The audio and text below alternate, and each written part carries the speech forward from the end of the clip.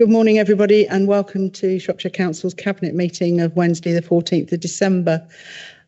Councillors, before the start of the meeting, I was delighted to, and Gwilym Butler as well, was delighted to have some photographs taken to members of Shropshire Council's Risk, Insurance, and I'm going to get their title right, and Resilience team for being recognised for their excellence in risk and resilience management at the prestigious National Alarm Awards. Now, when I first heard about this, I didn't realise just quite how incredible the team did. So the Alarm Risk Awards were created to recognise achievement in risk management, acknowledging the work of risk and insurance practitioners across a number of categories. And for those of us who have been around a while, we certainly value the work that our team do. However, at these awards, the team won 3 out of the 8 awards available. And I actually found out just now that I think 6 of the 8 awards were won by organisations in the West Midlands, which is, no mean feat, is it? So the judges were highly impressed with their exemplary planning and collaborative working that has underpinned the past 2 years of managing risk and building resilience in the most challenging of times. The team's determination to support local communities and businesses has helped reduce the effects of the pandemic, flooding, and lots of other challenges within Shropshire. Now, members of the team are here today. Angie Beachy, who is sitting second in, looks remarkably relaxed because that's, of course, because Angie recently retired. But the rest of the team are also here. Jane Cooper, Samantha Woolen, Darren Roberts, Cathy Jones, Tracy Orrell, Sherry Walgrove, and I'm aware that not all of you are here, but you're very, very welcome. They were awarded the Resilience Planning Award and also Team of the Year Award. But in addition to that, the third award, which is the highest accolade of the awards, which is UK Risk Professional of the Year, was awarded to Jane. Jane, stand up for me a minute, will you please? Jane actually will now go on to represent alarm and UK risk professionals at the International Public Risk Management Association conference next year. That sounds awfully grand, doesn't it? Well, when I tell you that actually it's being held in California, and Jane will be going out to represent the UK. I think that is an incredible achievement, not just for yourself, but also for the team. Ladies and gentlemen, in time-honoured fashion, please give that team a massive round of applause.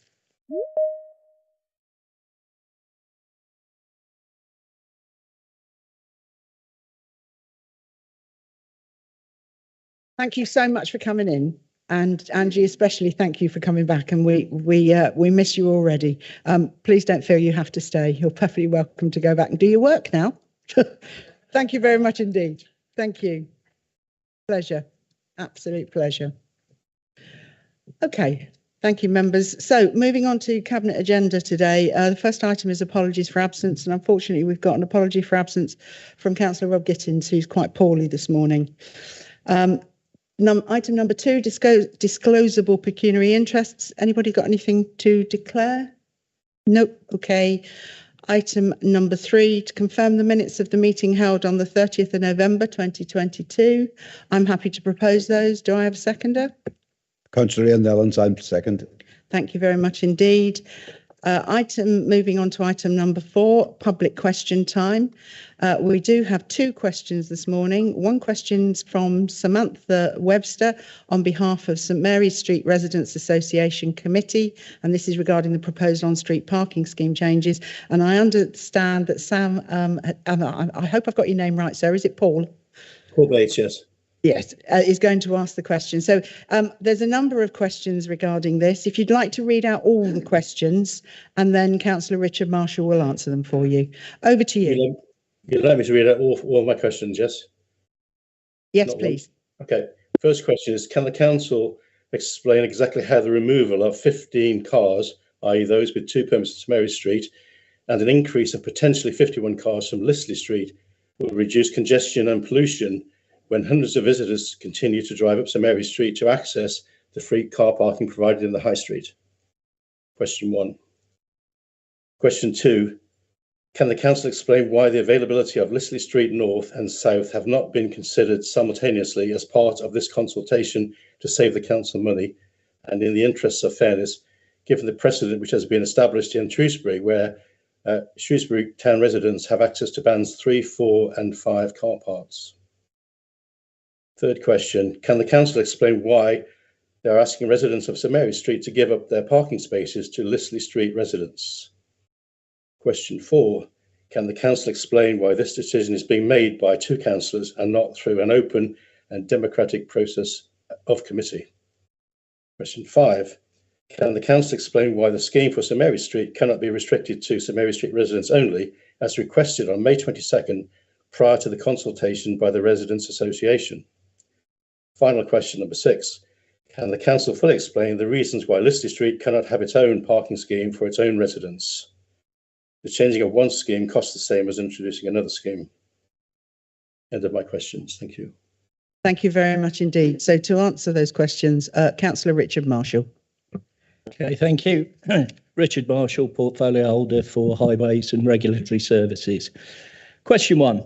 If as part of the proposals for the residents' parking scheme, the current 40-minute waiting without a permit is removed, thus making parking on St Mary's Street residents' permit parking only, this will alleviate provision of short-term shopper visitor parking on the street.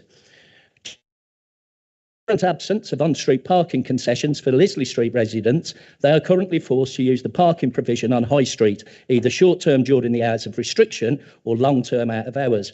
If minimal concessions for the Lisley Street residents to park are provided, this will release parking on High Street for visitors. Question 2. The Lisley Street North and South car parks are classified as Band 3 car park under the council's parking strategy, meaning that there is a high demand usage by visitors and shopping at peak times. Demand already exceeds supply. There are no on-street parking concessions for residents in Shrewsbury, with all available on-street space being allocated either to disabled parking, loading provision or pay and display. For this reason, the policy allows for residents parking concessions in St Julian's Friars car park, a Band 3 car park within the Shrewsbury River Loop. Concessions for residents are also allocated in Shrewsbury within Frankwell car park, a Band 4, and Abbey Foregate car park, Band 5. However, both of these car parks are located outside of the Shrewsbury River Loop.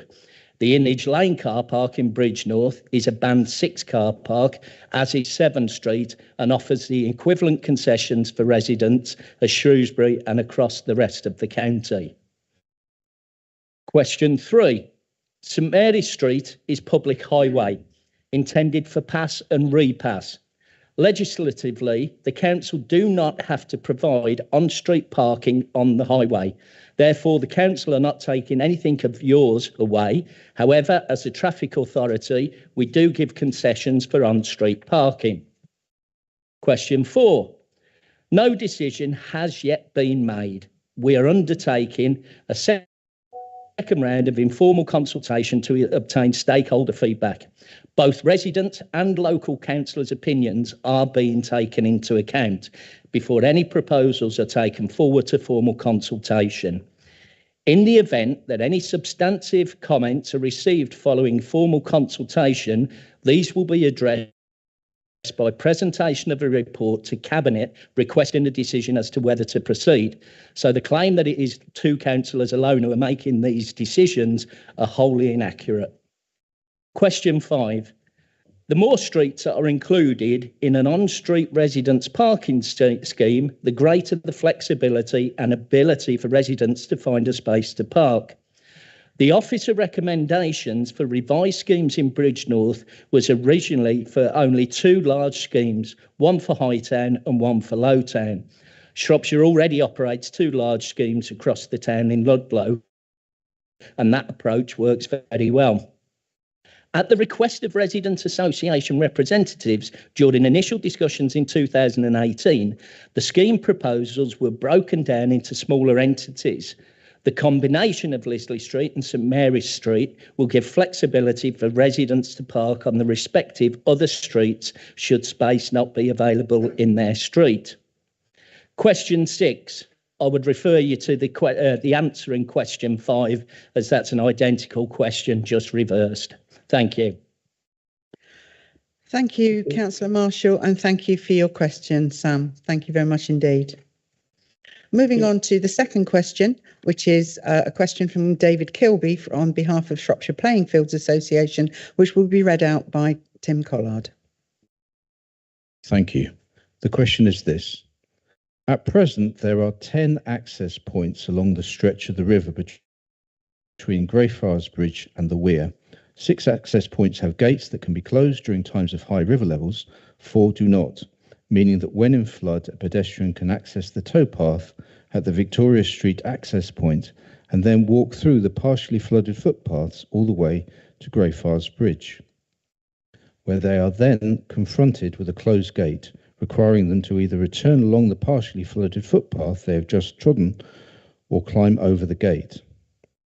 Does the committee agree with the Shropshire Playing Fields Association that the River Safety Review report has failed to fully discuss the important role gating or lack of gating has to play in helping to prevent future tragedies occurring along the towpath between this stretch of the river, between Greyfriars Bridge in Coleham and the Weir at Castlefields? Should more consideration be given to 1. Installing gates at Waters Lane, 2. Installing a gate from Victoria Street leading down to the river, 3. Install a gate along the footpath near Castle Walk Bridge.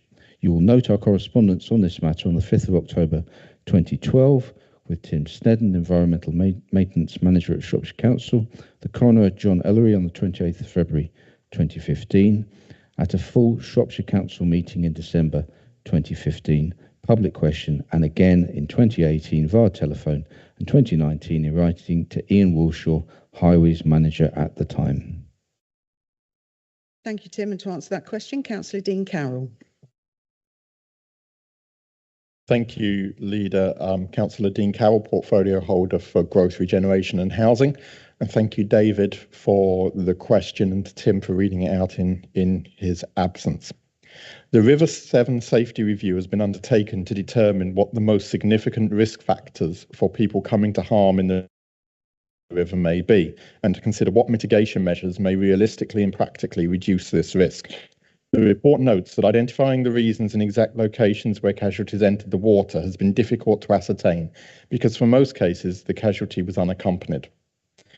However, based on the findings from all cases and discussion with relevant partners, the common themes identified are drugs and alcohol and concerns about spiking, scarcity of late-night transport leading to the use of unsafe routes to walk home, use of the river as a place to urinate at night time, the difficulty of getting out of the river after falling in if alone and unaided, concerns about the use of the river for leisure swimming, and observations of people tombstoning from Kingsland Bridge and Port Hill Bridge. Whilst the risks of the river during times of flood are noted in the report, this has not been found to be as significant a risk factor in the cases reviewed as those themes referenced above. This may be due to greater awareness of danger during times of flood, the gating of some sections of the river paths, and the wide sharing of flood risk messages at times of flood. A fatality in December 2014 attributed to flooding is the only case where this was noted by the coroner. The Cabinet report recommendation is for the establishment of a water safety action group to work through the recommendations set out in the report and to seek their implementation with the support of a range of key partners. These recommendations have been arrived at as the most likely means of increasing resident safety around the river in Shrewsbury. However, I will be pleased to forward your suggestion onto the group when established for its further consideration. Thank you, Councillor Carroll. That brings us to the end of the public questions. There are no member questions for this Cabinet meeting. So we move on to item number 6, which is scrutiny items. And I believe that Councillor Claire Wild, Chair of Performance Management Scrutiny, will be addressing us on a number of matters. Thank you, Claire. Oh, I'm on. Thank you, Leader. We had 2 green papers at the last performance scrutiny on the 29th of November and 2 portfolio holders. And it was really, really good. The first item was the digital first. Unfortunately, Councillor Rob Gittins isn't here today.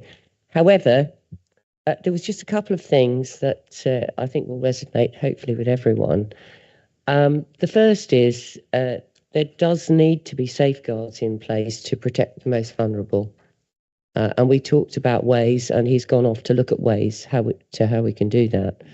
The second, and it's a theme that runs through lots of committees in the council, is broadband. We talked about this, I think, at the adult social care scrutiny the other day as well. You know, that we have to provide broadband for a lot more of the elderly people in order to get the assisted technology in place. So it's a theme that runs through everything, really. So I just wanted to bring that up.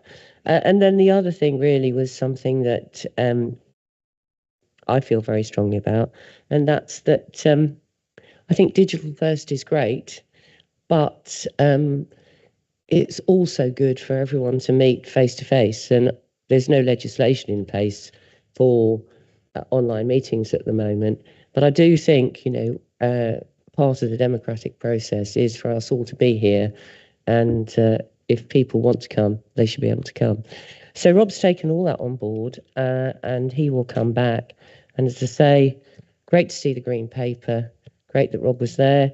Second up was Gwilym on his review of charging policies for second homes and empty properties green paper. And I have to say, we had a really, really good debate on this, and we pretty much agreed on everything, didn't we, Gwilym? And so I don't know if he's going to bring the paper back, but anyway, there was an accord. So I just wanted to bring that back to you and say that we really appreciate having the green papers. And we had the financial performance paper, unfortunately, a couple of hours after Cabinet, but we are making the one financial paper we had. We are making progress, and hopefully eventually over the next few months, we should see it first. So, and Gwilym's committed to that. So thank you very much indeed. Yeah, thank you, Claire. Gwilym, did you want to come back on any of that? Perfect timing. Thank you very much, Dave. Thank you, Councillor Wild. Okay, so moving on to item number 7, setting the council tax base for 23-24. Thank you, Leader. Every year we have to actually calculate how many Band D equivalent properties that we have within Shropshire, so we can formulate what we expect our income to be moving forward. And obviously this paper is just bringing forward that information. Following the green paper that went to performance scrutiny, I would just like to add that when we actually make changes to further charging or any changes to the council tax, we have to give the council taxpayer, quite rightly, 12 months notice. And so we will be providing that notice on this 1st of April, and you will see in the midterm financial strategy that there is a saving proposed there in relation, well, it's not a saving, it's an increase in revenue in relation to the extra charges that we're proposing on second homes and also on empty homes. The interesting thing on empty homes, we have proposed within the green paper that we are looking at proposals whereby if they are first-time buyers local to Shropshire, or, for example, the strategy we use for exception sites in Shropshire, where they're key workers, local people, they can't afford to buy locally, that we may look at some exceptions when they're bringing empty properties back to use. That is a proposal at the moment, Chair. We don't know about the legalities of it yet, but I think it falls really well under the Shropshire plan for what we actually want to do for local people. So that's what's coming in the future. I'm not going to read out all the recommendations, 3.1 to 3.12. They are self-explanatory. And again, I just move the recommendations. Thank you. Thank you. Gwilym, do I have a seconder for that? Yes, Councillor Kirsty Hurst-Knight. Happy to second. Thank you. Roger, then Julia. Thank you, Chairman. It is a comment because it is a factual paper, but I do note that the Shropshire Council tax base has gone up by 2.27% with all the new housing, etc. there. But if one goes through the individual parish and town councils, some of them, their tax base has gone down. And I assume this is because of the economic climate the country is in at present, because some of their residents may be in poorly paid jobs, and I use that word in inverted commas, where they are entitled to a 20% council tax and not the full one. So this is it. So there are some hidden rural areas, and it's usually the smaller ones where there's deprivation and problems there, and some of their tax base, I think, reflects that. So it's just a comment. I think it's a really interesting comment, Roger, but it can be perhaps not as negative as you may feel, because if we've actually got people onto pension tax credit or onto universal credit that should be on that credit, so subsequently their council tax goes down, they might be in a better position than they were beforehand. So I get what you're saying, but I wouldn't know the details. So thank you. Julia? Hi, yes, thank you. We're really interested in the report, and we particularly welcome the action on second homes and the specific work that you're planning to do around second homes that are rented out as holiday homes and trying to close that gap that currently exists around those that are at the moment perhaps an Airbnb, not paying council tax, but falling below the threshold for business rates. So we really welcome those proposals, and I saw in there that they'll have to be advertised for 140 days and be let for at least 70 days. The final sentence in there then said that the valuations office would then make the determination, and really we wanted a bit more detail on that, and to hope that you might be bold enough to move to a position to automatically charge council tax and put the burden on the homeowner to have to, the burden of proof to bring the evidence of the 70 days, so that either they'd accrue a debt that they could cancel, or they would pay and then get a rebate, or at the very least we'll be receiving the council tax, to ensure that we secure the income until that is resolved. I get the ethos of what you're saying, and I think I stated at the Green Paper meeting that part of the proposals were that we would probably need to employ somebody specifically to police this, to make sure of that. Unfortunately, to the best of my knowledge, we have no control over the valuation office. And obviously us setting business rates and council tax falls firmly with them. And James can tell me if I'm wrong, but unless they actually make the decision, we cannot send a bill. Did you agree, James? No. Yeah, I get the ask, but it'd be good if they could do it the other way around. But Or perhaps we can lobby them. well, I mean, I think generally you'll have seen this is an issue across a lot of the country. We've just seen Cornwall have, I think, advertised it for X number of days, and they will be implementing it from April the 1st. But it is that matter of proving the situation with Airbnb. But anyway, yeah. Fine. We have a seconder. All those in favour? Thank you very much indeed. Moving on to item number 8, which is the Treasury Strategy Mid-Year Review 22-23. Councillor Gwynn Butler. Thank you, Chair. The next two papers, again, are housekeeping papers that we bring on a regular review to ensure the council is working within its due SIPFA regulations. The report is what it is, and I'm just going to move the recommendations that members are asked to agree the Treasury Strategy updates as set out in the report. Thank you. Thank you very much. Do I have a seconder for that? Councillor Nellens, I'll second. Thank you, Councillor Nellens. I've got no hands in the room. All those in favour? Thank you very much. Moving on to item number 9, which is the Treasury Management Update, Q2 22-23. Again, Chair, this is an update on how we've been performing. As per usual, the team are working exceedingly well. The team actually do calculate within our financial what's going to happen in the future, so to speak, on the information that's provided to them. And you can note within the paper that they're looking at interest rates going up slightly next year and then coming down again. It's obviously good that we've managed to get a bit more income in. And again, I move the recommendation item 3, asked to accept the position as set out in the report. Thank you. Thank you very much, Graham. Do I have a seconder for that? Councillor Dean Carroll, formally second. Thank you very much. No hands in the room. All those in favour? Thank you very much indeed. Moving on to item number 10. Now, unfortunately, as I said earlier, Councillor Rob Gittins is unwell today, so is unable to be here. So I have some notes, but questions may need officer support. Rob has said to me that overall performance in Q2 is still positive. 19 measures and 7 key deliverables have been updated in the performance portal for this quarter. 2 measures show an improvement in performance. 8 measures remain at the same level. 3 measures show a decline, and 6 measures are not appropriate to report direction of travel because of seasonal variance. So the other notes he's given me, it says the Stepping Stones project is on track to deliver all of its key performance measures this year, which is tremendous news. There is also a positive regarding collision statistics, with a further reduction in the rate of killed or seriously injured.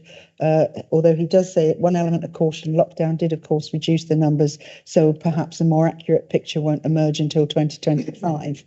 The new Shrewsbury crematorium project is in a very early stage of this long-term project. What that means. The recycling bin rollout continues. Phase 1 is now complete and phase 2 is now over 50% complete. And he says he would very much like to ask Cabinet to consider and endorse the recommendations in section 3 of the Cabinet report, which I am happy to propose. Do I have a seconder for that? Thank you, Leader. Formally second, reserve my right. Okay. Any questions? I might not be able to answer them, but nothing detailed, Chairman, because it will be going to a scrutiny committee where we can ask more detailed questions. I've got a few detailed questions, but it's better done there. But on the paper itself, I noticed that in 9.2, there's a reference about the 18 to 24-year-olds and the increase in rate there, 16% increase, which is a big increase, and I would hope that Shropshire Council is looking at that, because it is out of kilter with the rest of the West Midlands and Great Britain. So it is something I think we as a council need to address. And then the one previous to that, the homeless strategy update. I understand the cabinet member isn't here, but there's there saying the homeless and rough sleepers strategy, a statutory requirement, but it hasn't yet been done. Is that being progressed? Is there an update on that? I can't comment on the first one, Roger, but I agree with you. A 16% increase does seem particularly high. But the portfolio holder for housing is here. So, Dean, you can answer about Councillor Dean Carroll can answer about the homelessness strategy. Thank you, Leader. Councillor Dean Carroll, Cabinet Member for Growth, Regeneration and Housing. It changes on a weekly basis. I have to remind myself sometimes. Yes, thanks, Roger. The homelessness strategy, there is actually a full page explanation. It's page 4 of the report, page 80 of the full pack, which goes into a level of detail about the reasons behind the delay. The same team that oversees homelessness and rough sleeping also oversees the resettlement and refugee program, domestic abuse, and was heavily involved in the response to the pandemic. So that has all led to delays. We are working on it. And hope to bring it forward, the full strategy forward soon.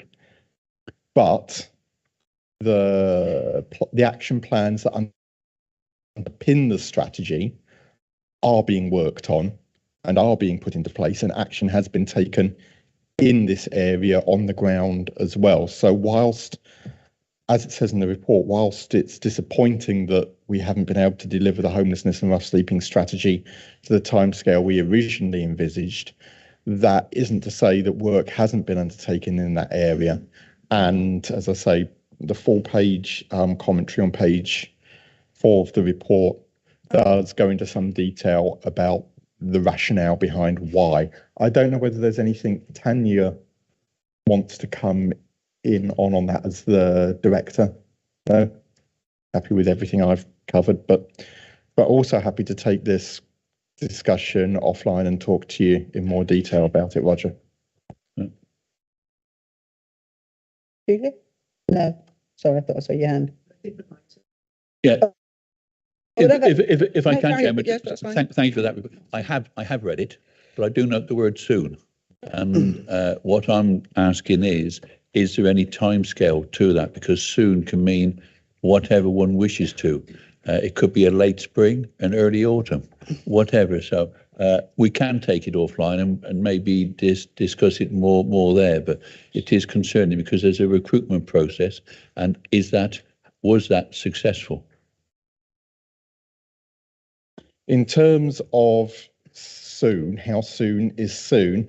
Well, it does also partly depend on what other things land in the lap of that team on a day-to-day and week-to-week basis, such as this week and last week, the requirement to stand up sweat provision, which falls upon the same team. Within recent weeks and months, the arrival in one hotel in Shropshire and the potential of a second for a period of people under the asylum dispersal programme that, whilst not the responsibility of the local authority, still required level of engagement and officer time from within that team as well. So soon is as soon as we can bring it forward, but dependent partly on external factors. In terms of the recruitment question, is that refer me to which paragraph you were looking at. Is that the recruitment of the consultant that's working on it, or?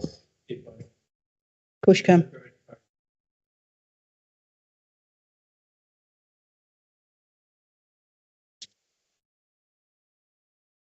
Yeah, we are, due to the difficulties in recruitment in general across the local government sector, we're now trying to bring in a consultant to work on this specific project, and that process is in hand.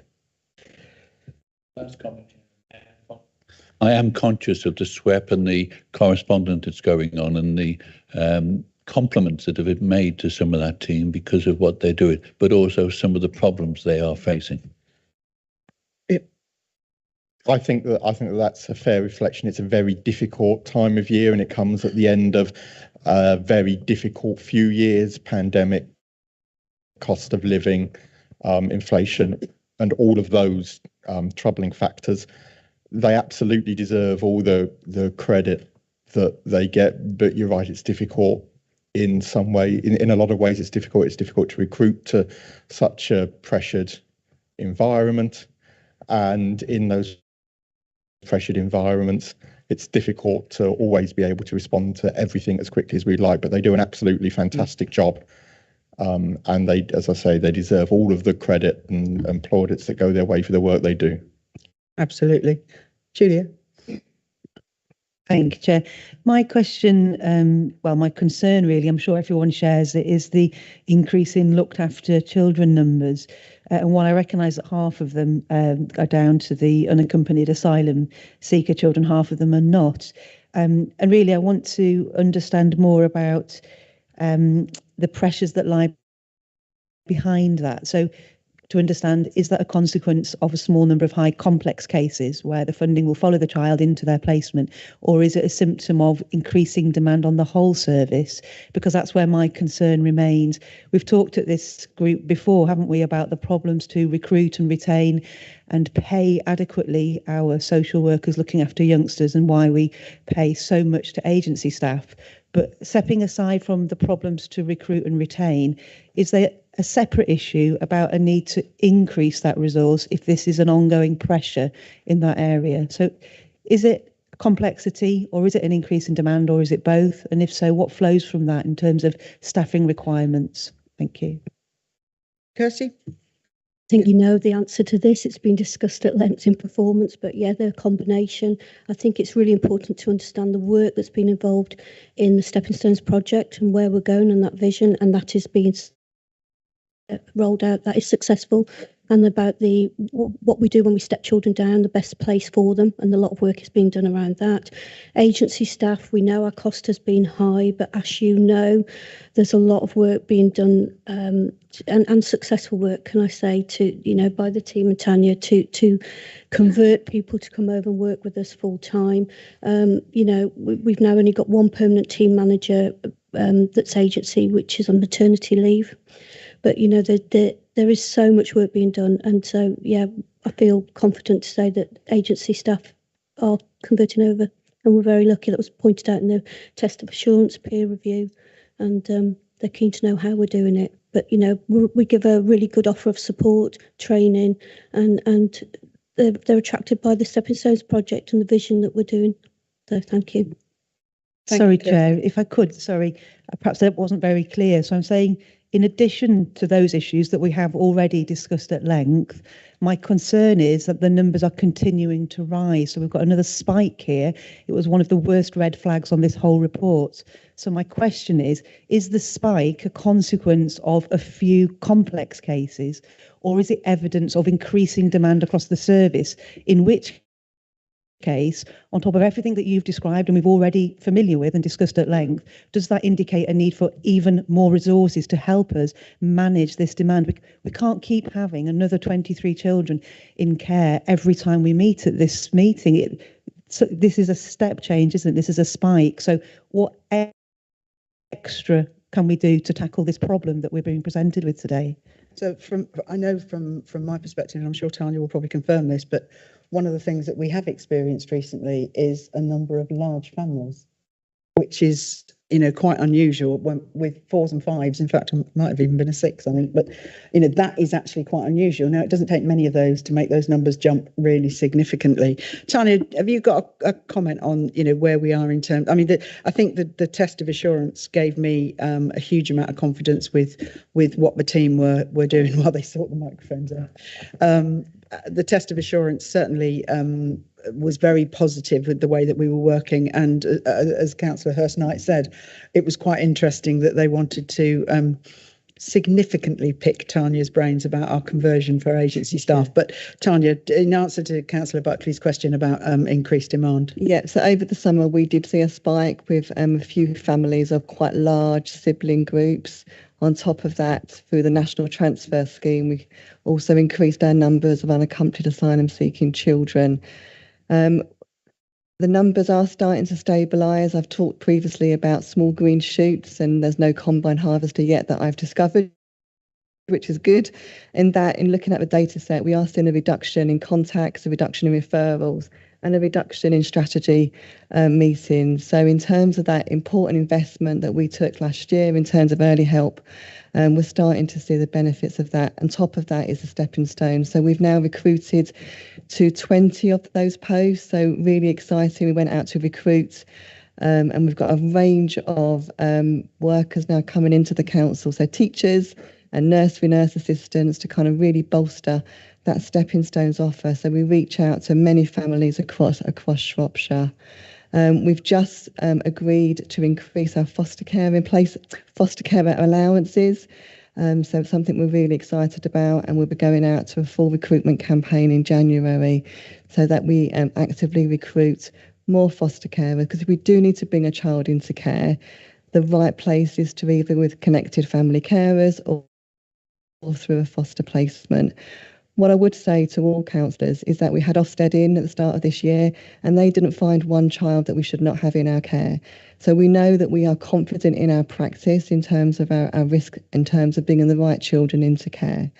The important bit for us is ensuring that children are in care, are stepped down appropriately, and there are plans for many children. So even though the number looks high, it doesn't mean those children will be in care forever. We have robust plans in place to try and step those children back to either their birth families or into another form of family placement.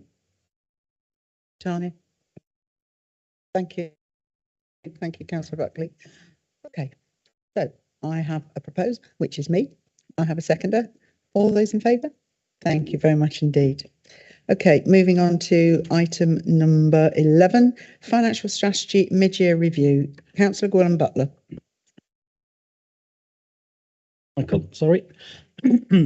Leader, since April, we have been working hard on the mid-term financial strategy, and I have, as promised, brought regular updates to Cabinet in an ever-moving goal to create as much transparency as possible. I reported that as a council, we have to take charge of our own destiny and become sustainable, and we need to put this great organisation on an even keel, independent and enabled to be fit for the future in the third decade of the 21st century. As a country, we have experienced high inflation, as has most of the Western world, following COVID and the Ukraine war, which has fanned the flames of budgetary pressures, along with ever-decreasing demand in the People Directorate, both in adult social care and children's services. We are not alone. The majority of local government are in the same situation. However, we have a proposal to resolve our current financial circumstances and to make us fit for the future. None of us will deny that technology and automation is embedding in the whole of society, and we need to embrace it. And I believe that those organisations that fight change and modernisation will wither and die. We also, however, need to recognise we have to take people on that journey with us and ensure all are catered for as we migrate to an organisation fit for the future, and how our residents and clients will want to deal with us in the future, conveniently, quickly, efficiently, and value for their council tax. The Shropshire Plan, introduced earlier this year, shows us our agreed priorities where our resources should be laid. I am really pleased of the support and engagement we have had in the launch of the Shropshire Plan from the staff across the whole county, and also I think you will agree, Leader, the keenness of the unions to be part on how we migrate to our new ways when we met with them just a few days ago. I think they get it. They understand the position we're in. Being that time of year, Leader, as portfolio holder for human resources, I would like to take this opportunity to wish all the staff and their families a happy Christmas and a healthy new year, and salute and thank them for all their help and support to everyone in Shropshire over the past 12 months, which has yet again, with the budgetary pressures, has not been an easy year. Under the workforce strategy, also launched this year as the first strategy under the Shropshire Plan, we begin to see how the target operating model will evolve.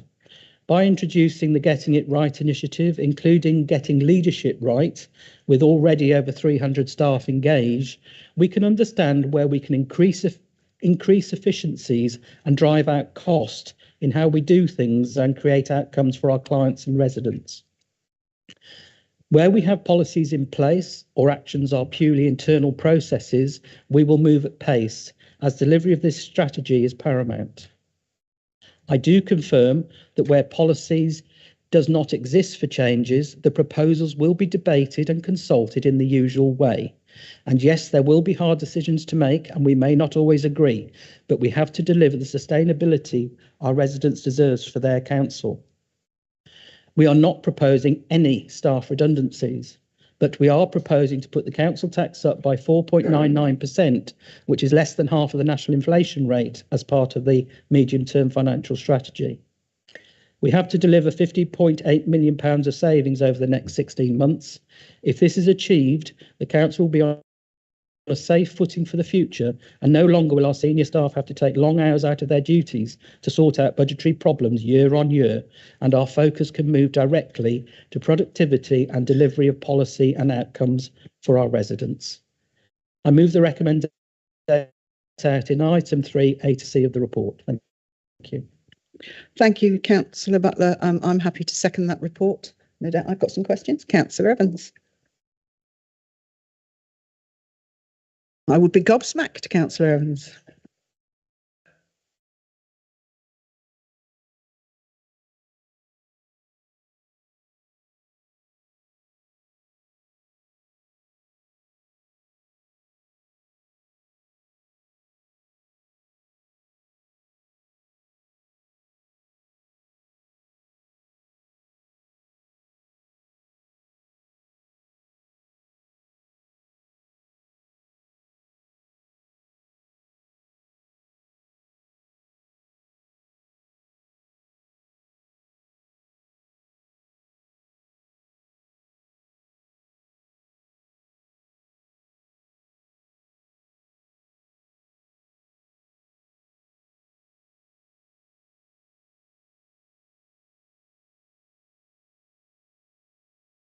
sorry, Chair, come forward with a number of reductions, 126 reductions in it, including cancellation of all the vacancies that are there and saving 2.2 million immediately in that. Staff are working hard, and I pay tribute, and I follow Gwilym paying tribute to them, and hope they do have a good Christmas, because some of the work that they're doing is far and away above what they would normally be expected to do because of the vacancies there and the work. I also looked at last year's budget proposals and this year's, and there's 2 or 3 that immediately strike me. Car parking. Last year, the Cabinet said they would save £350,000 or increase income by £350,000. Took them till the end of October to introduce parking charges. In this paper here, it says, the Cabinet says they're going to increase contributions from car parking by £2 million. That's 6 times what was there last year. 6 times 350, 2 million. And I haven't seen anything about when it's going to be introduced. If that isn't introduced until 6 months into the new financial year, that means that 2 million has got to be saved over 6 months. There's all the consultation that needs to be carried out. It is whatever. Last year, in the budget, it said that 23-24, there would be £3 million saving in green waste. This year isn't there. It says next year be 600,000, but there's no detail. Recruitment freeze, I've already done. Adult social care. I noticed that there's a £2.5 million saving in the review of care home model, followed by a review of care home model of £240,000. There are a number of reviews mentioned in it. I presume they'll be subject to consultation. Will all that be done by April? I come back to my starting point about the gunning principle. We are supposed to have a consultation on the budget. Members, my group, all we've got is this list of savings that are there with no detail. There is £10 million there in the so-called TOM model, Target Operating Model. What does that involve? I presume that's all what term cashable savings. It is there. I presume it'll be going out. But where is the detail, please? Thank you, Chairman. Thank you, Roger. Has anybody else got their microphones on apart from... Oh, sorry. That's all right. It's just that they switch off. Julia? Yeah, so I do share Councillor Evans' concerns about the level of information in the budget. I'm particularly worried about the word review.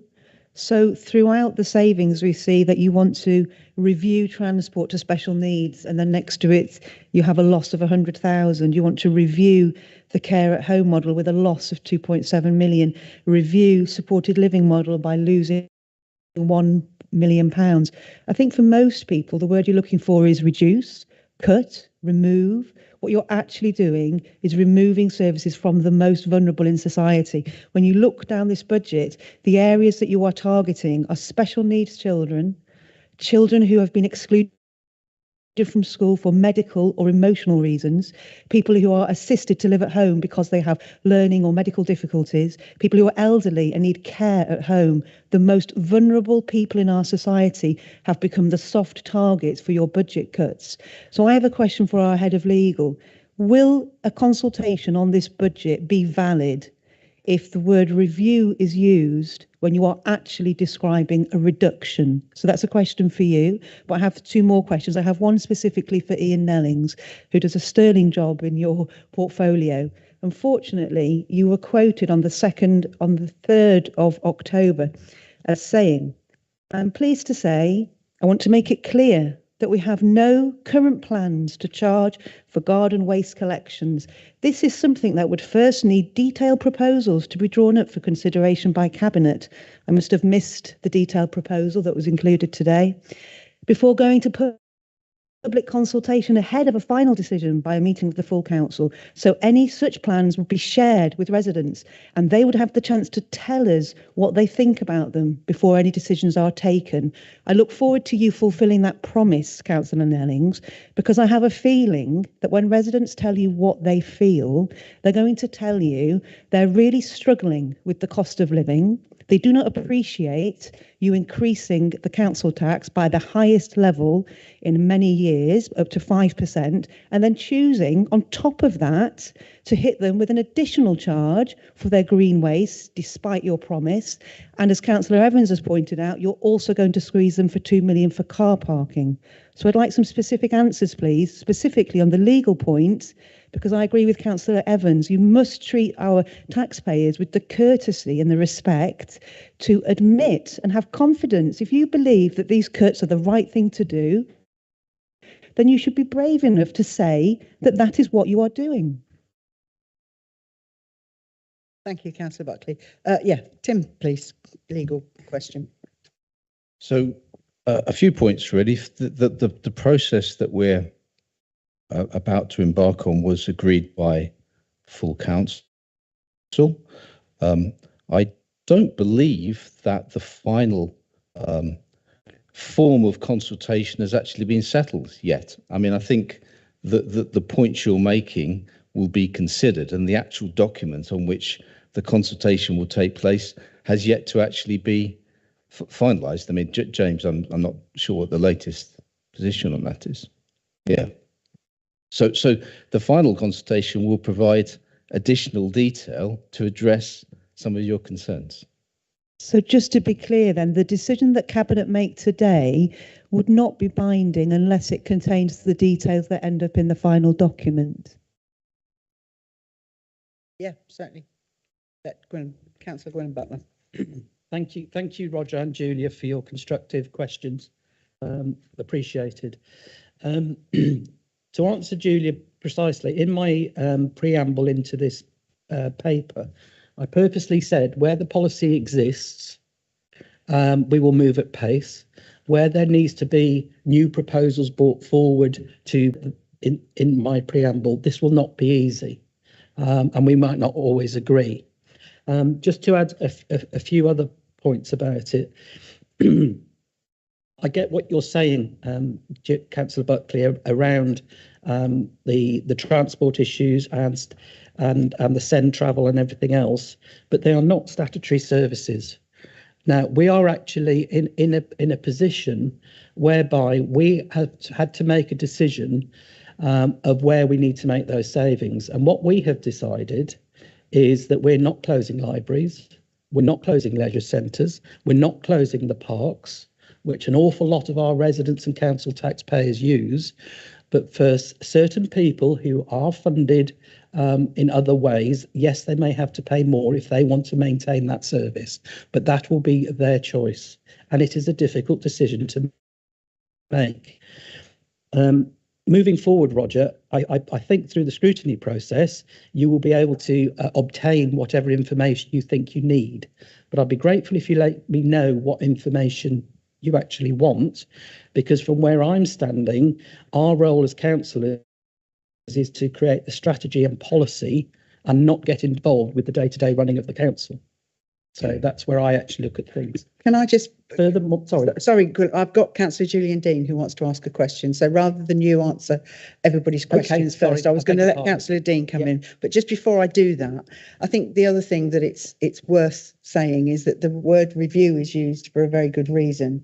It's because, as I've said a number of times now, the Shropshire plan is our plan. We have a list of priorities. We will be focusing on the priorities, and the resources will follow those priorities. So, in effect, our priorities have to be the statutory services, to lump it together very quickly, is about social care, it's about housing, and it's about waste. Everything else is up for review. So that's why the word review is being used. And I get what you're saying, but this doesn't necessarily mean, and Tanya made a point earlier on about the way we're looking at fostering. So lots of the things that we're reviewing, actually, and temporary accommodation is a good one, because we're doing temporary accommodation in a different way. It's not a reduction in service, it's actually a better outcome, but we have to review it to start with. So I take it, however, I take your point. Councillor Dean.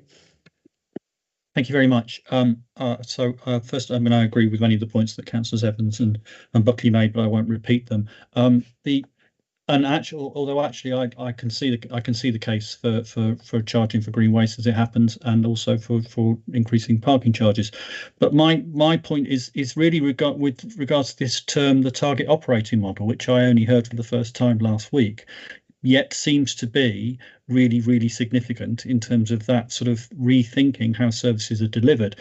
And my concern is that when I see in the sort of reduction figures, things like reducing small grants to local groups, or reduction in funding public health through leisure provision, that this remodelling is not actually the sort of remodelling that we need, which is actually about building capacity and reducing need, if you like, reducing the risk that people are going to end up needing social care and stuff like that. So my question really is, where's the openness on this target operating model piece of work? Where's the opportunity for the voluntary sector, for councillors from other groups, etc., to get involved in this discussion about a remodelling? I mean, just to give one example, the Good Food Partnership held a conference recently, and they've redesigned how they're going to work. Instead of writing their own strategy, they're going to look at Shropshire's strategies and say, how can we help? And I think there is a piece of work to do, absolutely, to look at remodelling things to build people's capacity, to reduce the needs for people to fall into dependent services. But that needs to involve the community, it needs to involve the voluntary sector, and it needs to involve councillors from across the council. And at the moment, I've just come across this term, and I'm not convinced that we are doing that remodelling or doing this target operating model piece of work in a sufficiently broad way. Thank you, Councillor Dean. Councillor Butler, have you got another question, or do you want to come back on any of that? If I can, Chairman, because I'm not sure if I said it, or certainly my microphone was off, that I do note the words that Councillor Butler says about putting the council on an even keel. That is where the council should have been there for the last 10 years. At no time, I don't think, in the last 10 years has the Cabinet delivered the savings that they said they would do. And we've had to use various means of actually getting the budget. This year or next year, there are no savings. So the budget has to balance with what's being proposed. And I am concerned that some of it will not be achievable by it, and this council could have problems if it doesn't achieve a balanced budget next year. And picking up what Councillor Dean just said, there's £11 million in the target operating model. I haven't got a clue what that means, and I'm a councillor, and I will be asked to vote through a budget in February with no information, just a list of numbers at present. And thank you, Councillor Butler, for saying the information can be supplied with all the. I've got questions on about 40 or 50 of them. I've asked officers for information on over 20 different items that I may well put forward in the budget process, and I'm waiting for the results of that. But I can see no reference in these papers here about bus subsidies. Bus subsidies going on until the end of March. There are some local transport there which the council is subsidising, and said there'll be no money after the end of March. I can't see any reference in there at all about it. And there are other subjects which seems to be, I use the word glossed over in it, where there are a lot of things behind it, where members who will all be asked to vote on February, they need the information to know what is doing it, as well as the public, in the public consultation, which the council must do by law on the budget and ask for it. And as I quoted at the start, the gunning principle is there is sufficient. There are 4 points essentially. There is sufficient information to give intelligent consideration. So how and where can the public, or will the public, be allowed to see it? Thank you, Chairman. Thank you, Councillor Evans. Councillor Buckley again. Yeah, I just have 2 points. So first, I just want to thank Gwilym Butler for being honest. I think you were giving a really honest answer when you said that the statutory services is where you'll focus, and that people needing to access things like special needs education, excluded schools, care at home, that they won't be funded and they'll have to fund it themselves if they want to continue accessing those services. I think that's a really honest explanation of what you are choosing to do. You are choosing to keep the funding where you are required to, and asking people who are the most vulnerable that should they wish to continue, they need to pay for it themselves. So I really appreciate that. I'm still struggling to understand the process, and I'm sure it's a personal failing of mine that I've perhaps misunderstood the process. But what I've understood is happening is that today this cabinet will be asked to vote to adopt this strategy. And in so doing, you are choosing to reduce these budgets by, a total of 25 million. And then after that, you're then going to enter into consultations about changes to policies. But how can those consultations on policies be meaningful if today you've already adopted a strategy which has already removed the funding? Have I misunderstood a point? Point of order, Leader. Councillor Buckley's giving a misleading interpretation there of the process. Thank you, Councillor Carroll. Could someone please help me understand?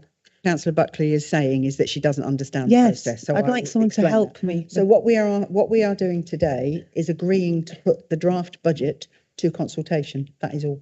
We don't vote on the actual budget itself until March. So you are agreeing the contents of this strategy?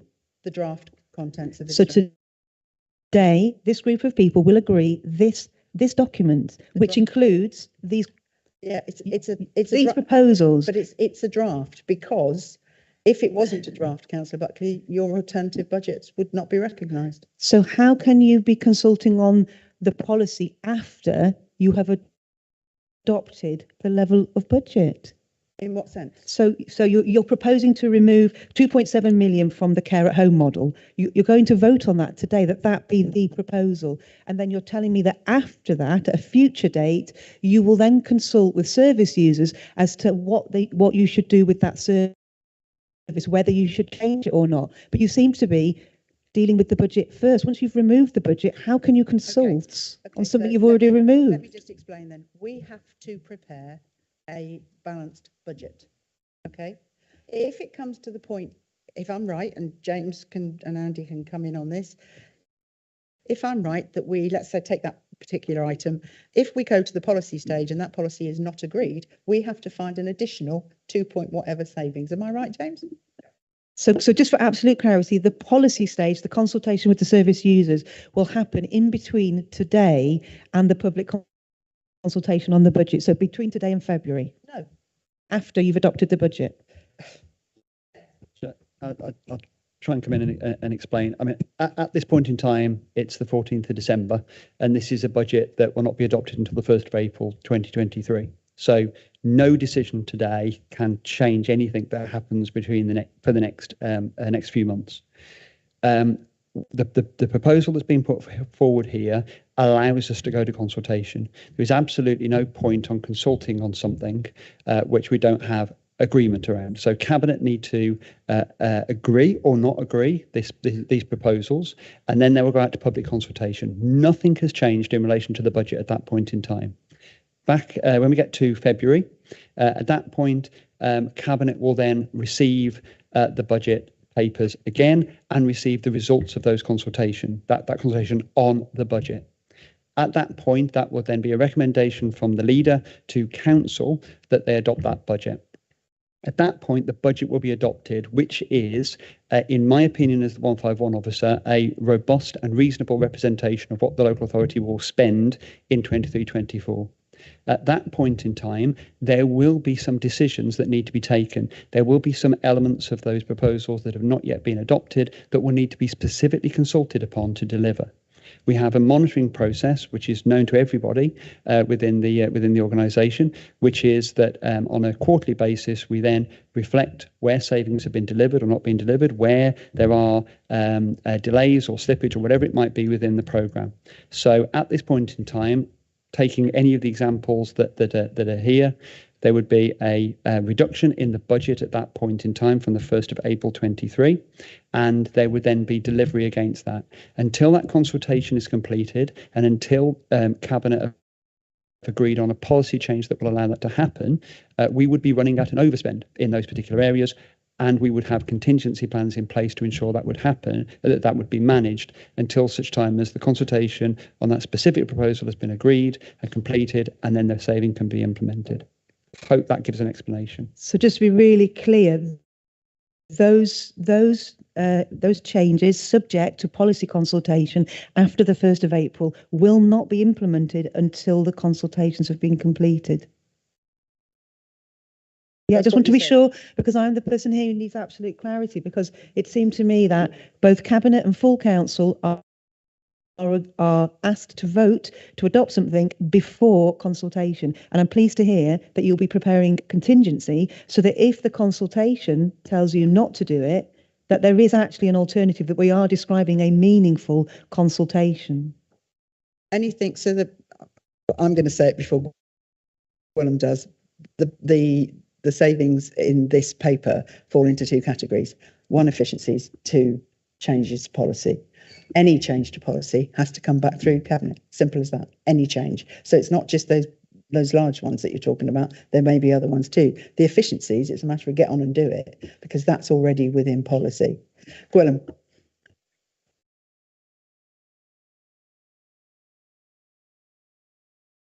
Yes, thank you. I think this is a really useful debate, Leader, and thank you, Julia and Roger, for getting involved. I said in the preamble, difficult decisions, and they are difficult decisions, and they aren't decisions that we would normally like to take in normal circumstances, but we're not in normal circumstances. And I am sincerely looking forward to receiving your alternatives on what you would do differently.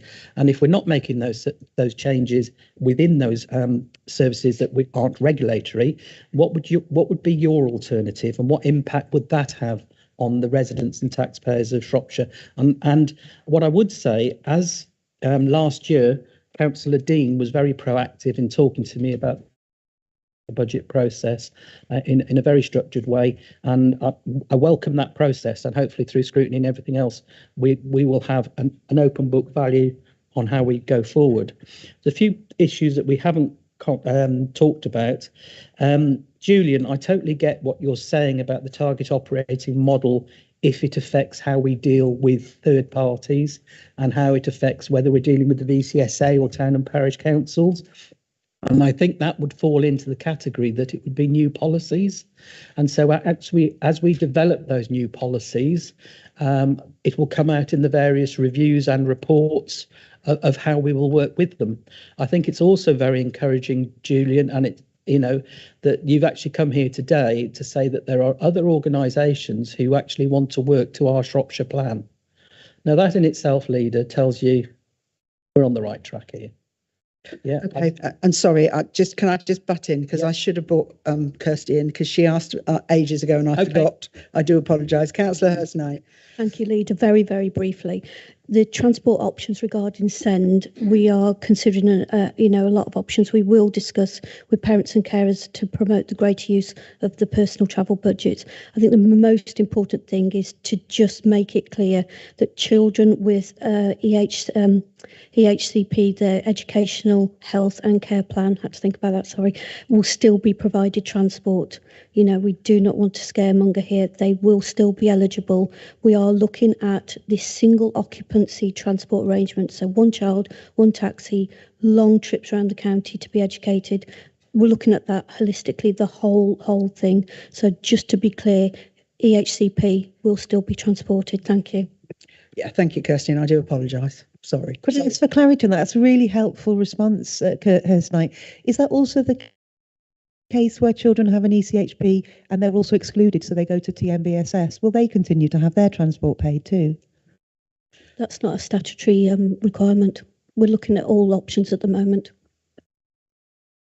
Well, I'm sorry, I cut you off in your prime. It's really useful to have a good debate on this. There's not an awful lot more that I want to say.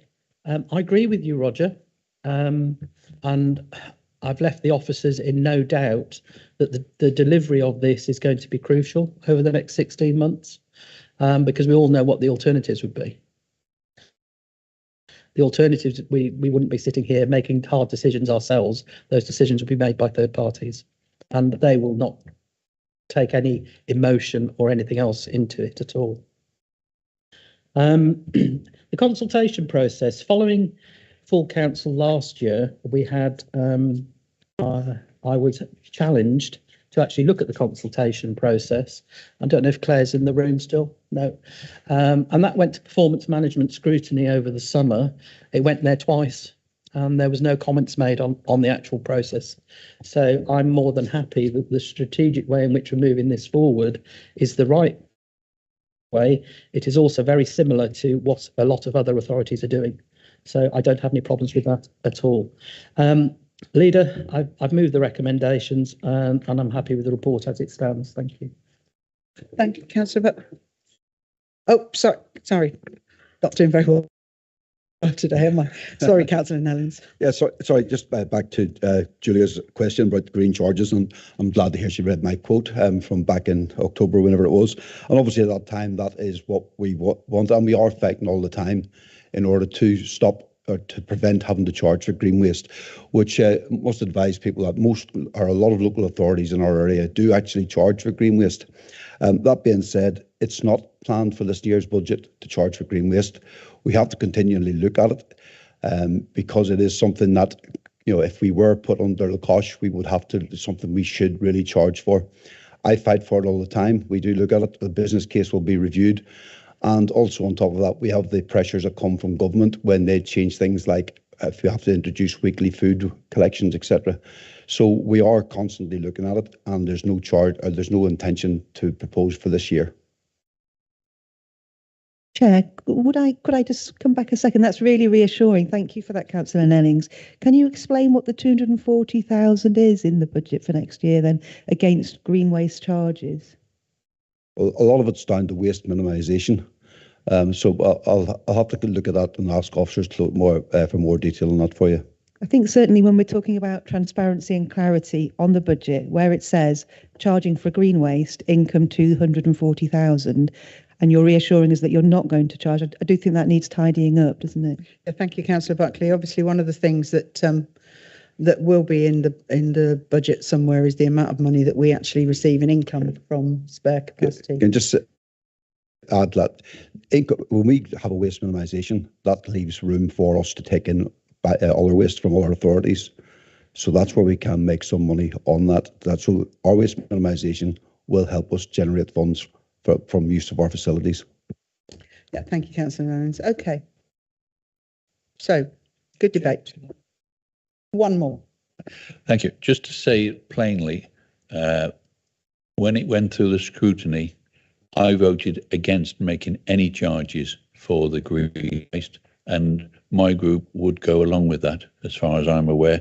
So we would not be supporting that, because I haven't referred to it before, because it isn't in next year's budget, except the capital. I presume that's capital that's being spent in the brackets in the diagram. So there is a saving, a cut in 24-25, but I would hope it isn't charging green waste. But I see the increase in the bulk waste collection is proposed in next year's budget, and I just hope that does not reflect itself in increased fly tipping, because that's what's happened before. Thank you. So last point, but I'm going to bring James in just to answer. It was just really to make the point. I think Councillor Evans has picked it up.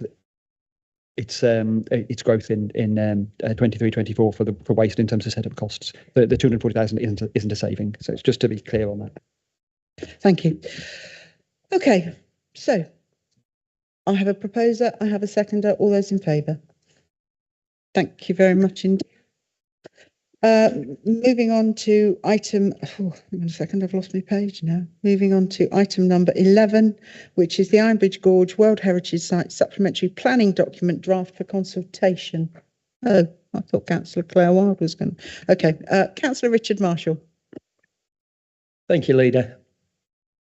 The Ironbridge Gorge World Heritage Site was inscribed by UNESCO in 1986 due to its outstanding universal value. The World Heritage Site creates a large visitor economy and helps promote Shropshire as a place to visit. Currently, 23% of the Ironbridge WA NHS lies within the administrative area of Shropshire Council, and the remaining 77%, just to prove I can do the maths, is in the administrative area of Telford and Wrekin Council. Supplementary planning documents, SPDs, add detail and guidance on the implementation of policies and can be used as material consideration in planning decisions. It is important the iconic Iron Bridge Gorge World Heritage Site is conserved not only for present but future generations respectively. And it's worth noting the dangers that exist if we don't look after and have SPDs in place when we look at Liverpool that was stripped of its UNESCO World Heritage Site due to inappropriate planning. Therefore, officers from Shropshire and Telford and Wrekin have been working together to formulate and produce a draft SPD. Subject to approval, the next stage would be to have a joint public consultation in each of the administrative areas, Telford and Shropshire. During the local drafting of the SPD, the Shropshire Local Plan Member Group have provided oversight and comment on the SPD in the final stages of drafting. During the process, it would be fair to say there has been fairly robust conversation and challenge from all sides, but we believe we are now at the stage whereupon the draft SPD is at a fair and equitable stage ready for public consultation. So therefore, I move to recommend that Cabinet approve a joint public consultation with Telford and Wrekin Council on the draft Iron Bridge Gorge World Heritage Site supplementary planning document as laid out in Appendix 1. And I also move to recommend that Cabinet approve that authority is given to the Executive Director of Place to agree any additional minor changes to the draft Iron Bridge Gorge World Heritage Site supplementary planning document ahead of the consultation. Thank you, Councillor Marshall. Do I have a seconder for that? Councillor Dean Carroll, formally second. Thank you. Councillor Evans. Only a quick one, Chairman, to say, yes, there have been robust discussions, but I'm grateful for the robust discussions that did take place involving cross-party members. And yes, I look forward to the results of this consultation. Thank you, Councillor Evans. I have a proposer. I have a seconder. All those in favour? Thank you very much indeed. Item number 13, I can't help but smile about this one to a certain degree. Draft Sustainable Affordable Warmth Strategy for the Council Chamber for consultation. Councillor Dean Carroll. Thank you, Leader. Yes, the strategy for the warmth of the Council Chamber will be coming forward next week. So this is a project that I was involved with right at the very start when I last had the portfolio responsibility for housing, and having just taken it back on again a fortnight ago today, actually, I'm delighted to see the progress that the team and my predecessor in housing has made with bringing this forward, especially now with rising energy costs, predominantly as a result of Putin's invasion of Russia, of Ukraine. And the cost of living crisis more generally, it's never been more important to ensure that we lift as many people as possible out of fuel poverty in Shropshire. That is the overarching aim of the Sustainable Affordable Warmth strategy, and that's targeting particularly the increased insulation and reducing the loss of heat from people's properties. There's three elements to sustainable affordable warmth.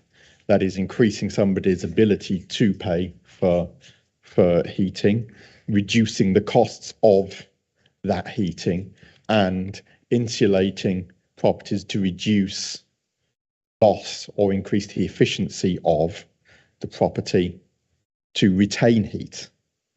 So we're looking at all of those things, but particularly with reference to capital investment at the increased efficiency of properties to retain warmth. The recommendation is quite a simple one. It's a recommendation to go out to public consultation on this document. I would point out that if you struggle to access it, if you've been looking for it online, I hope most people have worked this out by now, but if you're looking for it online, it's not attached as a separate appendix to the agenda, but if you scroll down past the report, it is actually below the report on the same link from the council's website. If anybody has not always wondered where the actual report is. So I will move recommendation 3.1, which is to approve the draft strategy to go out to public consultation. Thank you. Thank you very much, Councillor Carroll. Do I have a seconder? Councillor Nellens, I'll second. Thank you. Roger first, then Julia. Thank you, Chairman. I note in the report that the target set by government to go to a C level EPC, are the council proposing to set up any loan arrangements with any of the housing associations, housing providers, to help them assist with this and maybe obtain grants from anywhere else? Because I see a reference of £477 million in it, which it will cost to actually upgrade, I use that word in inverted commas, to the insulation levels that are now expected by 2030 or 2035. So are there any thoughts being given? And I await the consultation because it is something where I think is wanted, is needed, and I would hope the council can help. Thank you, Chairman.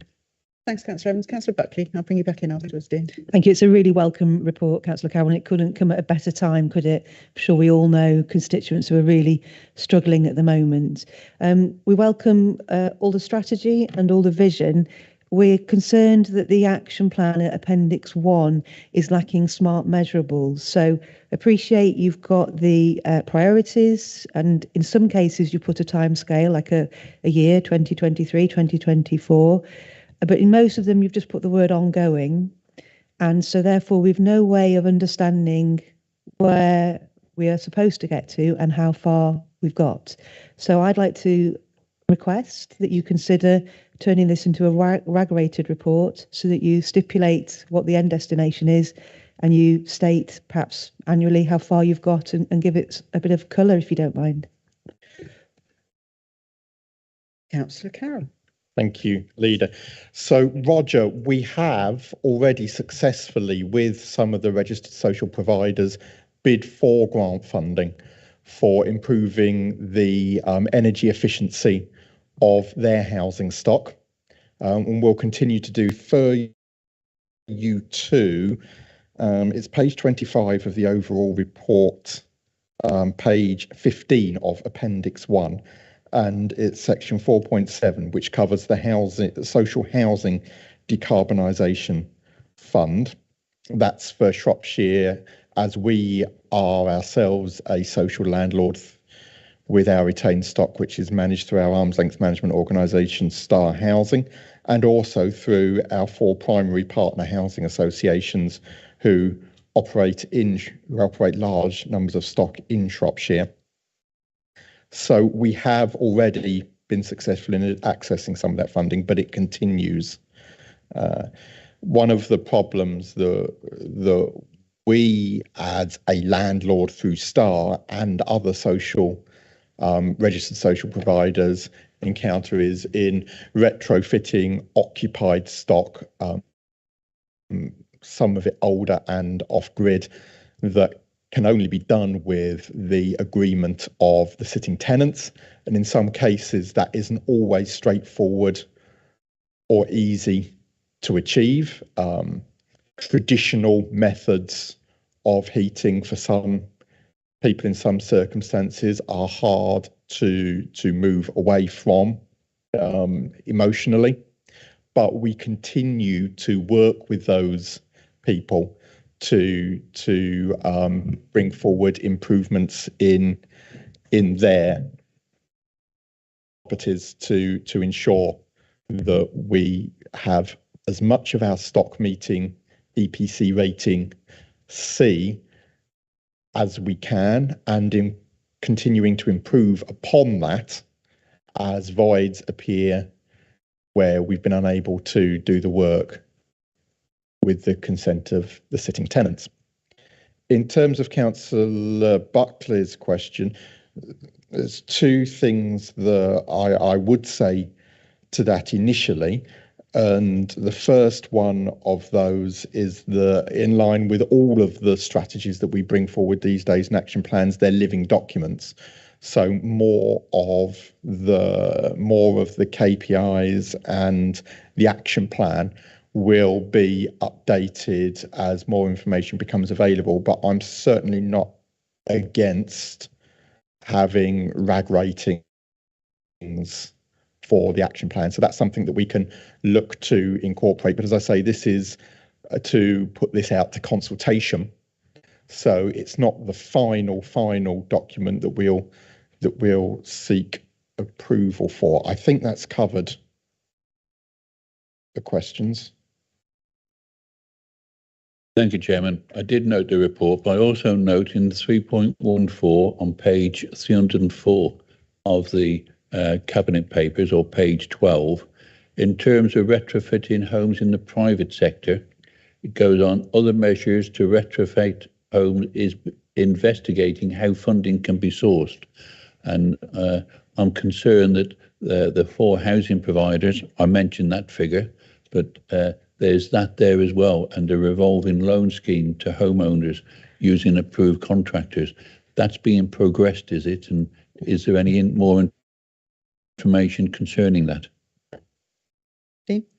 Yes, that is a separate strand of work to supporting and working with registered social providers. It would be accessing a completely different pot of government funding, because the funding for social housing is through the Social Housing Decarbonisation Fund. But yes, this work is ongoing. I don't have any more updates than what is in the paper for you today. That is something that is progressed by Tim Baldwin and the Affordable Warmth team within the council, and something we work on with a variety of partners around education, around funding opportunities, and around the technology and skills set to increase the workforce that is skilled up to install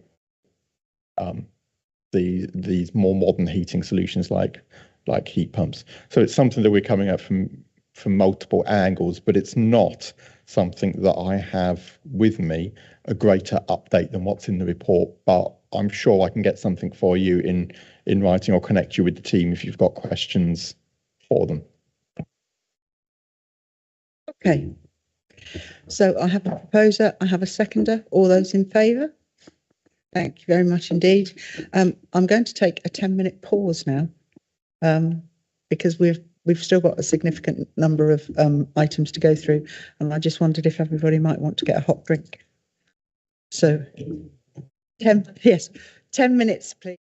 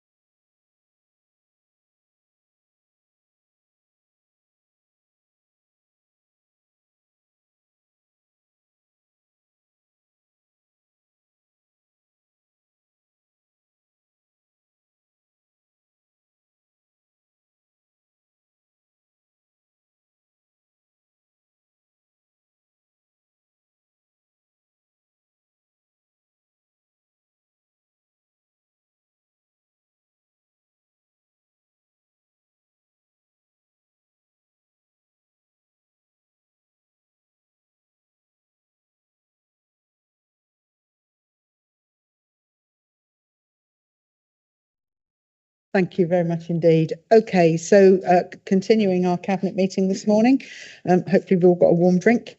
Moving on to item number 14, which is the economic growth strategy. Councillor Dean Carroll. Thank you, Leader. Can I move an emergency motion that we reconvene to the car park where it's actually warmer? Motion denied. So the economic growth strategy is a piece of actually fantastic news. It's something that we haven't designed and come up and dreamt up in isolation. It's something that has been genuinely co-produced between Shropshire Council, the business community and our partners through the Shropshire Economic Task Force. So successful, in fact, has the work of Shropshire Economic Task Force been that at tomorrow's full council meeting, we're going to seek permission to stand that up to a formal board to continue its good work. But this is one of the first fruits of its labours. Now, this strategy, which is attached at Appendix 1, and then there are 8 further appendices to the appendix, labelled A to H, is an active, an interactive, and an easily accessible document.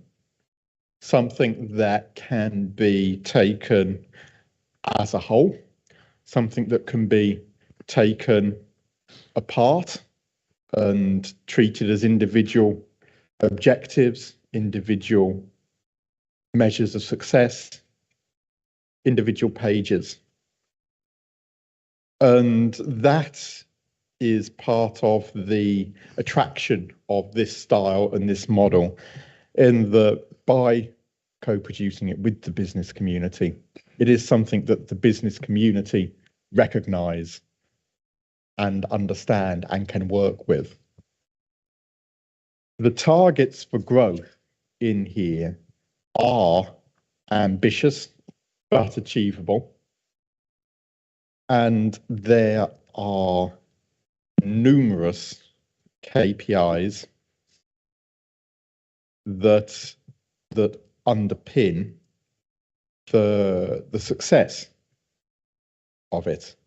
If I refer you to page 16 of the strategy, or page 346 of the meeting document pack, you can see the indicative impacts, the high level impacts that we want to achieve through this strategy. What the metrics of how they'll be measured are, the sources, the baseline that we're starting from, and the target that we aspire to reach, all laid out there for you. Now, this document has already been out for public consultation, and you can see in Appendix 2 there are 2 pages of feedback that we received from that public consultation, and how we've responded, reacted to that, and how we've incorporated that into the strategy, moving from draft to final strategy. Once again, this is a living, breathing document, and this is emblematic of how we want our relationship with the business sector and the enablers of economic growth to continue to develop. The overarching success, as I've said, of this approach will be down to the relationships that we have built and are able to continue to foster with our partners in the business community and enablers of economic activity, and how they genuinely feel ownership of and control over their futures. We've not just asked them for their thoughts, they have been a party to writing this strategy and the targets for the county, not the council. So I'll move recommendation 1, which is to endorse and approve the Economic Growth Strategy 2022 to 27. And recommendation 3.2, which, as I touched on earlier, is to recommend to full council tomorrow the formation of the Shropshire Economic Partnership Board, which is the board that, as I mentioned, has grown out of the Shropshire Economic Task Force that was set up during COVID and has worked so successfully in bringing the whole sector of economic development and the business world together. So I'll move those two recommendations and invite questions. Thank you, Councillor Carroll, and I'm really, really happy to second this report. I heard at first hand at my recent meeting with the Shrewsbury Business Chamber how they really valued the way that we've put this new strategy together, and that was obviously evident as well at the Shropshire Business Breakfast that we attended. How people were fired up on this. The one thing I would like to say is that I would like to thank the Shropshire Council staff who've put so much time and effort into this, in particular Hayley Owen, who has now gone on to new pastures, and we will certainly miss her. But the team have worked so hard on this document, and it is really a document that's been put together by partners and business alike. So I'm very happy to second. I see no hands in the room.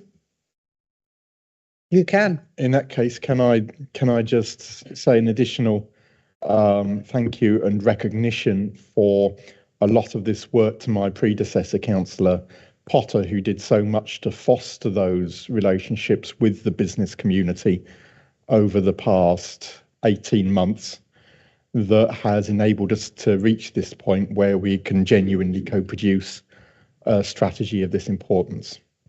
Absolutely. Thank you, Councillor Carroll. Proposer and a seconder. All those in favour? Thank you very much. Moving on to item number 15, the proposed designation of a conservation area in West Felton. Councillor Richard Marshall. Thank you. The council were approached by West Felton Parish Council with a request to designate a conservation area on the basis of the historic significance of the village and its built heritage. The significance of West Felton lies in its origins as an early medieval Saxon settlement set in a series of enclosures, colonised by a late Norman castle and Norman church. 3 early farmsteads were visible on the 1771 map. There is a well-documented manorial complex from the 16th, 17th and 18th, 19th centuries. Having considered the parish council's request and the information provided by their heritage consultant, officers considered that the areas of West Felton included within the proposed boundary shown on the plan in Appendix 1 of this report have a strong and distinctive character and sufficient historic and architectural interest to merit designation of a conservation area. Now, before I move with the recommendations, yesterday we received an email from Councillor Walker, who's the chair of West Felton Parish Council. And the email that he sent, albeit was largely supportive, he was fairly critical about the time that it took to get to the stage we are now, nearly 12 months. One thing I would say to Councillor Walker is, yes, okay, frustratingly, sometimes these things do take time. However, it was at the time when the supplementary planning document for Ironbridge Gorge was being devised, and also our local plan. So officers' time was completely taken out with those, but they have worked hard to get to the stage we are now. And I would personally like to thank Andy Wigley and all of his team in compiling the report. Therefore, I move to recommend that Cabinet agree in principle to designation of West Felton as a conservation area based on the area boundary included in Appendix 1, and to proceed to formal consultation with affected residents, the Parish Council and relevant statutory bodies on this basis. Thank you, Councillor Marshall. Do I have a seconder for this? Councillor Cecilia Motley, thank you very much indeed. Councillor Roger Evans. Thank you, Chairman. Read the report, and the village where I live has a conservation order on it. and it is much appreciated by residents. And if we want to preserve our history, they are needed in certain areas. I note there was carried out with the consultant by the relevant parish council. I presume Shropshire Council has to do the formal bit rather than just take what the parish council has done. But of course, considering the timescales that's been involved, and I understand the problems with the Ironbridge Gorge site and maybe the staff involved with that, is there any sort of timescale that can be set on when this can be done? Because I know where I live, there was considerable frustrations at the, I use the word in a complimentary saying, the bureaucracy that had to be done to ensure that everybody was in agreement and there weren't any hidden problems with it. But I would hope that it can be pursued without further undue delay, so this community could achieve what they want. Okay, thank you, Councillor Evans. Yes, I agree. These conservation areas are very, very important to maintain our heritage, and especially within villages and rural locations, it's equally important. And I agree, time is of the essence. The consultation, if it's approved by Cabinet, we will be pushing through to consultation as soon as we possibly can. There is no intention for that to take any longer than starting in January. Thank you, Councillor Marshall. But no other hands in the room. I've got a proposer and I've got a seconder. All those in favour? Thank you very much indeed. I seem to be having computer malfunction, which is highly amusing. So moving on to the next item, which is item number 16. If the first part of the meeting was the Councillor Gordon Butler show, the second part is certainly the Councillor Dean Carroll show. Moving on to the next item, number 16, Future Oswestry Plan. Thank you, Leader. This is another piece of fantastic news. There's been a lot of work gone in over the last couple of years through partnership of Shropshire Council, Oswestry Town Council and the Oswestry Bid and other partners to form the Future Oswestry Group, and that has led to this creation of Future Oswestry Plan. The objective, the vision of the Future Oswestry Plan is to make Oswestry a better place to live, a better place to do business, and a healthier and more sustainable town. I'm sure those are goals and objectives that we would all aspire for all communities in Shropshire. And this is a fantastic step forward for the town of Oswestry. I was recently pleased to visit Oswestry in coordination with our council's economic growth team and Oswestry Bid to see some of the work that's already been going on in Oswestry, part of the Oswestry Bid area, and the work that they've been doing to improve the alleyways and make them a more welcoming place and reducing opportunities for antisocial behaviour, to see the Heritage Action Zone in Oswestry that has restored numerous shop fronts that had fallen into disrepair to the way that they were in bygone years, and of course the Innovation Park on the outskirts of Oswestry that will bring forward a huge number of well-paid high-end jobs in the tech industries. So bringing this all together through the Future Oswestry Plan enables us to target and aspire to further outward and inward investments into Oswestry. And I'll highlight the North Shropshire Lough Bid as one example of investment into the town. And by using the Future Oswestry Plan, we can shape not just the growth of Oswestry, but what that growth looks like by the Future Oswestry Plan becoming a material planning ground for future planning applications. This has been a huge piece of work, and I'd like to pay tribute to Jo Bubb, who I know is on the call today, for the immense amount of work that she has put into this, and in building and fostering between herself myself and once again Hayley Owen, the relations between Shropshire Council and our partners in Oswestry, the bid, the town council, the business community, and other third sector organisations to make future Oswestry Group work and succeed in the way that it has been, and to bring forward this cohesive plan for the town. So I would like to propose recommendations 3.1 and 3.2 in the report and invite questions. Thank you, Councillor Carroll. Do I have a seconder? Councillor Ian Nellens, I'll second. Thank you, Councillor Nellens. Julia? Just want to welcome the report and say congratulations to Oswestry. We look with envy from Bridgnorth, and to let you know, if you haven't already heard from Councillor Hurst-Knight, that there are some initial discussions about whether we could explore a bid for our town. And I look forward to the day that we have a package of £17 million and the sort of support that Oswestry have seen with all the good outcomes.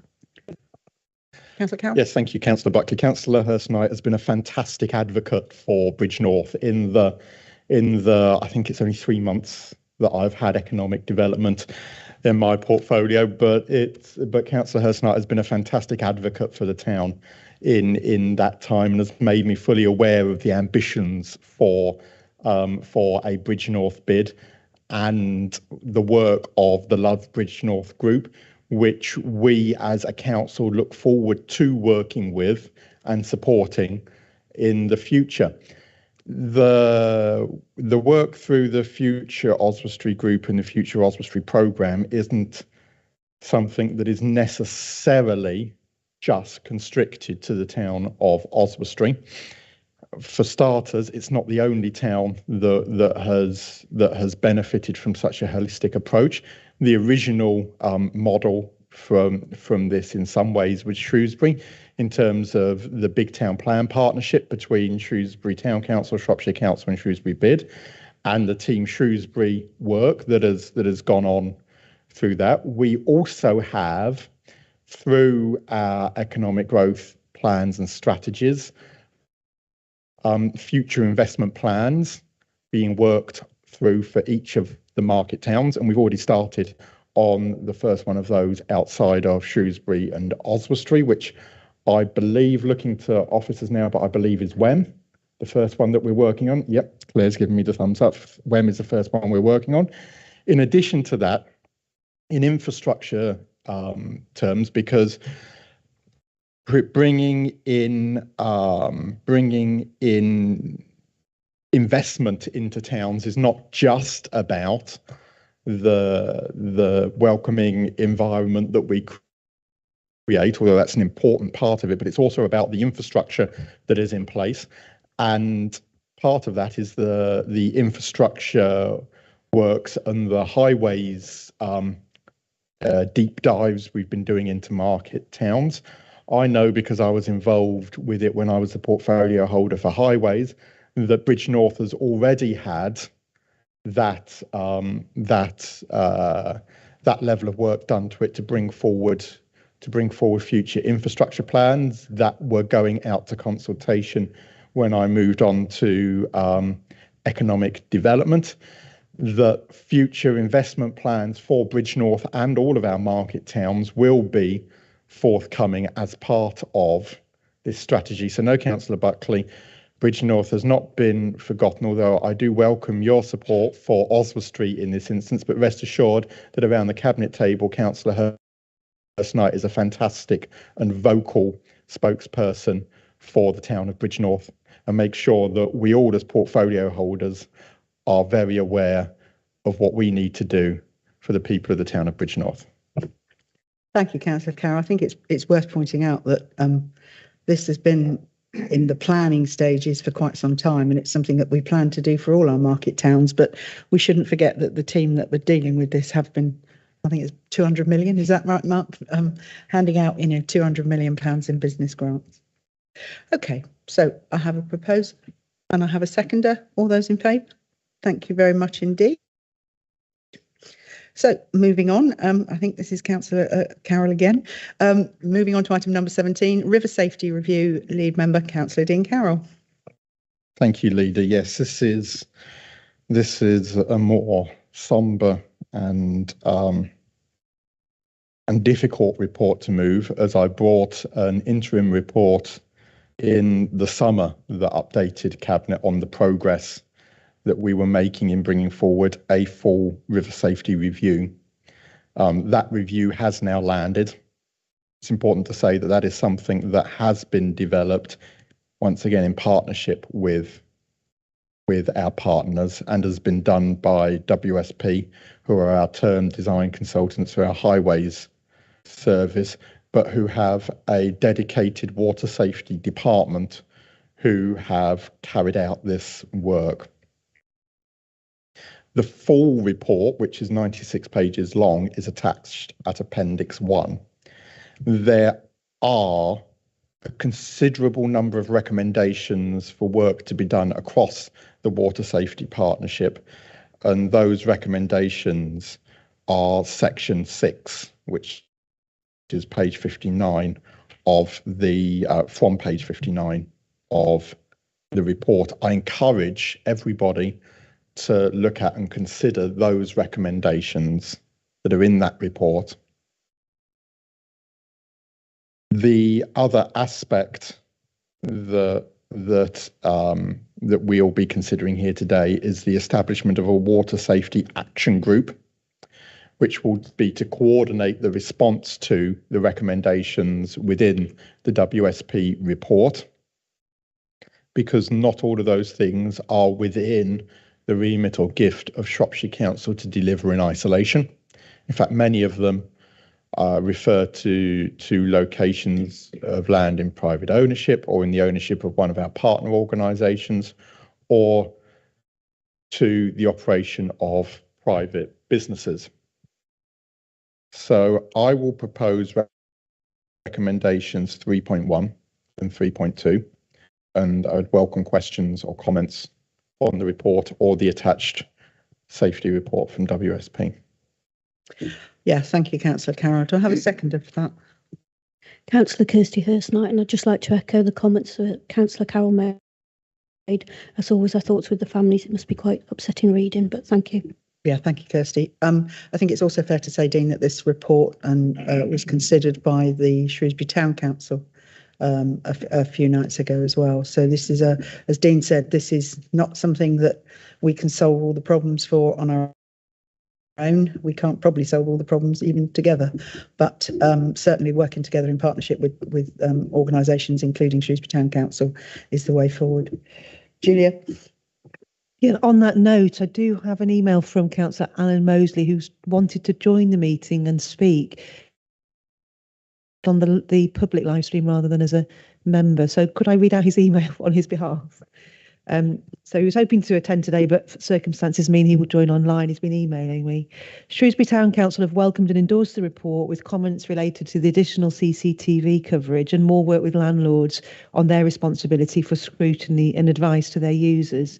They've already installed solar lighting on all Lifebuoy and Throwline stations, and they support the action team being established under the auspices of Team Shrewsbury. And Alan Mosley will nominate himself and Helen Ball. They've also established their own working party to monitor progress on behalf of Shrewsbury residents, and this will include the recently bereaved parents and coordinator of the very active Make Our River Safer group. Thank you. Yep, thank you, Councillor Buckley, and we all welcome Councillor Mosley's involvement in this. He's been extremely proactive in this matter. Okay, so we have a proposer and we have a seconder. All those in favour? Thank you very much indeed. Okay, moving on to item number 18. Now, this is the library strategy. Now, Councillor Rob Gittins, as I said, is ill. You do have two former portfolio holders in the room, so Councillor Cecilia Motley is going to take this one. And I understand that we have Jane and also Claire online if required. Councillor Cecilia Motley. Thank you very much, Leader. I must say, I'm pleased to see this library strategy coming to fruition. Members will be aware and will remember, I'm sure, that we discussed it at some length in draft format earlier in the year. Since then, it's gone out to consultation. And at the same time, there has been a high-level reorganisation going on within the whole of the Culture, Leisure and Tourism Service itself, which actually helps to complement the work that's going to be going on with the libraries as well. I think what this really does is it demonstrates Shropshire's commitment to its library services, as the leader pointed out before, or I think Willem may have done actually. Other authorities are closing down their libraries. We are not. What we're trying to do here is we're really trying to expand a number of services that our libraries can offer. We're wanting to make them more welcoming places, full of information for our residents, easy to access, and with flexible opening hours where it's appropriate. And there's been a lot of listening going on between the time of the draft strategy coming forward and this completed one. We've listened to our residents. There was a serious consultation done on this, and as a result of that, the actual strategy was altered in order to accommodate people's views. So I think we've reached a very good conclusion with this strategy. I'm really looking forward to seeing it moving on now, and I'm sure other Cabinet members will be as well. So on behalf of Councillor Gittins, I would like to propose the recommendation at 3.1 that the Cabinet approves the Shropshire Library Strategy and agrees to it being published on the Shropshire Council website. Thank you, Councillor Motley, and I'm happy to second this. And I suppose the one thing I would say, if any of you read the local government news this morning, you'll have seen that 2 councils have actually said today that they will be withdrawing the funding from every single one of their community libraries. That's a place we absolutely don't want to get to. So thank you, Cecilia. First, then Julia.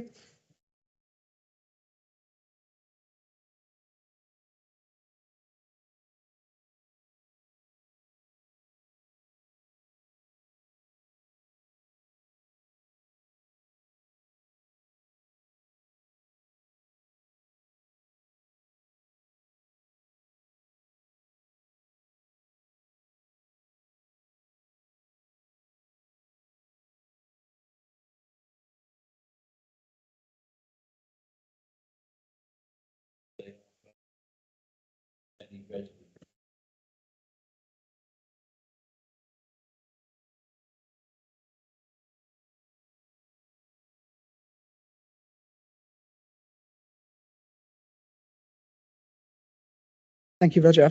I just come back onto that. Sorry, Amanda, I've just had a message to say that they can't hear us online. Oh, my button is playing. My button is playing. Okay. So just to answer your question in terms of the levels, those levels were put in place in my time actually, and I think so that level 1 is your major market town, and I mean the 5 major market towns, and that it's the levels, it only refers to the type and structure of the library itself, so there's nothing else within that. The reason for looking at individual libraries, in fact Councillor Motley mentioned this earlier on, is that, and it says this very clearly in the strategy, there is no one size fits all for these libraries.